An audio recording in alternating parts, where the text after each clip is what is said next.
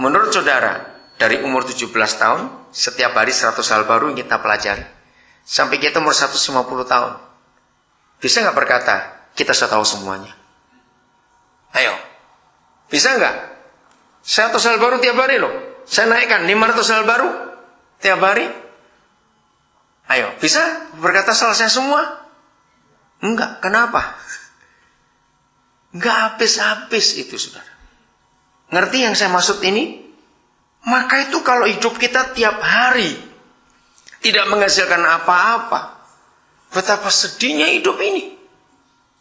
Dunia aja tanpa Tuhan bisa menghasilkan hal yang hebat. Harusnya kita dengan Bapa di surga lebih hebat lagi.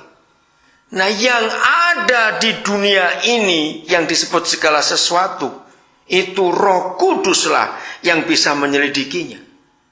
Ternyata itu pun belum apa-apa, karena di dalam diri Bapa kita masih ada banyak hal lain lagi. Bayangkan, kalau kita dipenuhi Roh Kudus, lalu dua bagian ini kita bisa dapatkan semuanya. Kira-kira dunia memuliakan Tuhan nggak? Dengan apa yang kita temukan ini tadi. Bisa berkata amin untuk itu, saudara? Sayang kita banyak buang-buang waktu.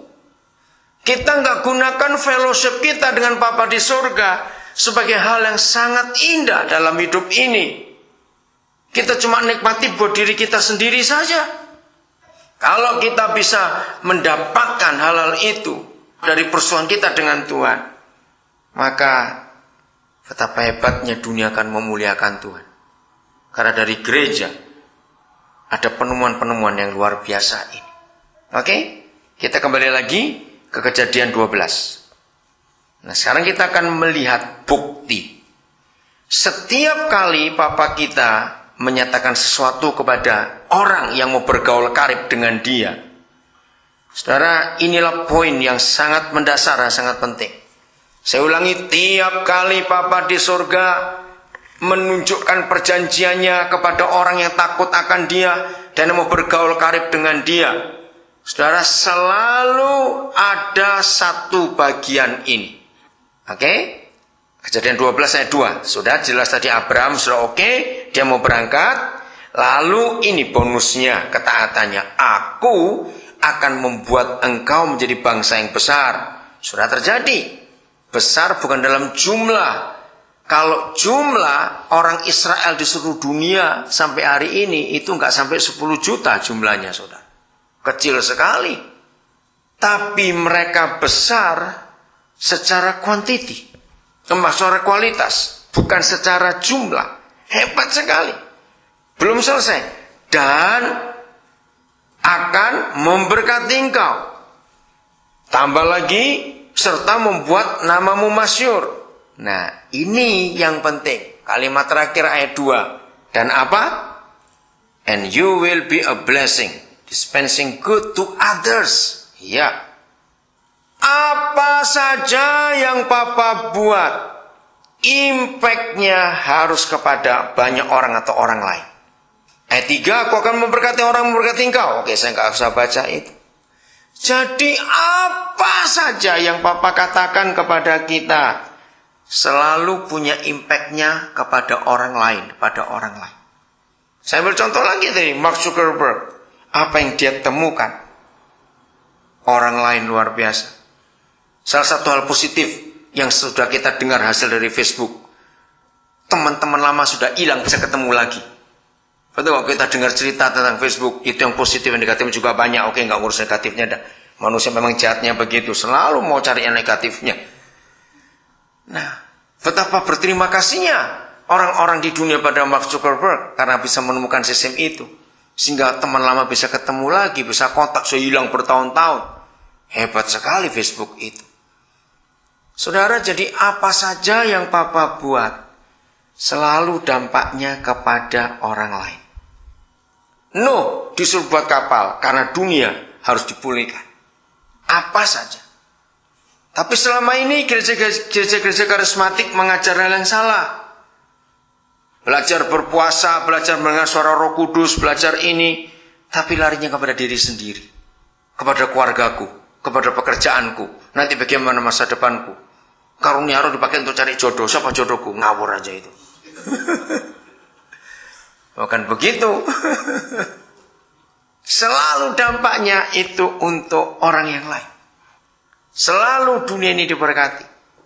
Maka itu saya tadi sudah katakan, semua inventor tidak akan menemukan sesuatu kalau dia tidak memikirkan orang lain. Semuanya begitu. Kalau inventor hanya mikir diri sendiri, dia hanya menemukan hal untuk dirinya sendiri saja. Orang lain tidak akan kena dampaknya apa-apa. Jadi mulai hari ini kita harus tahu Tuhan mau itu kepada kita. Amin. Kalau kita bisa bergaul karib dengan dia, banyak perjanjiannya dia beritahukan kepada kita. Sekurang ajarnya Yunus, masih ingat? Ya, kenapa Tuhan ngajak dia bicara untuk ke Niniwe? Padahal Tuhan tahu dia nggak mau. Karena Niniwe perlu diselamatkan. Kalau nggak dihancurkan itu. Sejajatnya Sodom dan Gomora, Abram masih bisa tawar kepada Tuhan. Masih diberi kesempatan. Tapi Sodom dan Gomora nggak mau bertobat. Niniwe bertobat. Padahal dosanya sama besar. Karena hukumannya sama. Mau dihancurkan. Tapi Niniwe bertobat. Jadi Yunus mendengar suara Tuhan. Supaya ada negeri atau bangsa yang diselamatkan. Harusnya begitu dalam persekutuan kita dengan Bapa di surga. Ada hasilnya, saudara. Yang punya dampak kepada orang lain. Kita buka Keluaran 3. Musa coba melarikan diri. Ya, dia nggak mau lagi ke Mesir, sudah nggak mau. Keluaran pasal 3, ayat 1. Adapun Musa, ia biasa mengembalakan kambing domba Yitro mertuanya. Ayo kita cari. Apa bedanya mengembalakan kambing domba milik mertua dan milik sendiri? Nah, cepat mikir, bedanya apa? Ayo saudara, mikir. Apa bedanya ya melakukan sesuatu milik mertua dan milik sendiri? Itu aja dah. Ayo cepat. Kalau milik sendiri, mana yang lebih hati-hati? Milik mertua? Oke, hati-hati dalam arti beda, saya ngerti maksudnya itu. Iya. Ya. Oke, masalah tanggung jawab. Ya, sekarang saya tanya. Mana lebih mikirkan kemajuan, tanggung jawab untuk memperbesar? Milik sendiri atau milik mertua? Iya. Milik mertua itu nggak perlu tanggung jawab besar-besar. Yang penting beranak terus, sudah kambingnya beres, sudah urusannya nanti.